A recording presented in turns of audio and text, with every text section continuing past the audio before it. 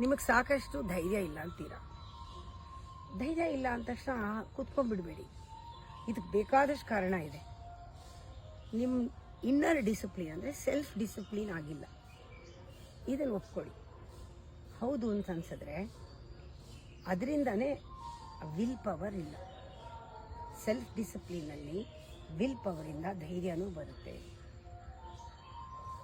ಈ ಥರ ಧೈರ್ಯ ಇಲ್ಲ ಅಂತ ಕೂತಿರೋದ್ರಿಂದ ನೀವು ಮುಂದಕ್ಕೆ ಹೋಗೋಕ್ಕೆ ಆಗಿಲ್ಲ. ಯಾವುದಕ್ಕೂ ಇನಿಷಿಯೇಟಿವ್ ತೊಗೊಂಡು ಮುಂದಕ್ಕೆ ಹೋಗೋಕ್ಕಾಗೋದೇ ಇಲ್ಲ.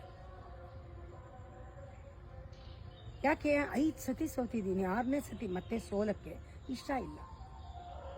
ಆ ಸೋಲಿನ ಭಯ ಒಳಗಡೆ ಸೇರ್ಕೊಂಡ್ಬಿಟ್ಟಿದೆ, ಇಷ್ಟಪಡಲ್ಲ.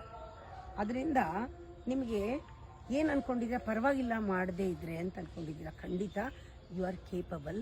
ಅದನ್ನು ಮಾಡಲೇಬೇಕು. ಸೋಲನ್ನು ತಲೆಗೆ ಇಟ್ಕೋಬೇಡ.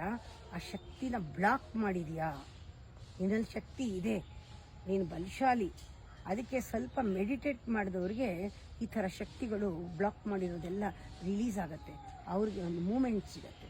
Meditation gives you the moment in life, motion in life.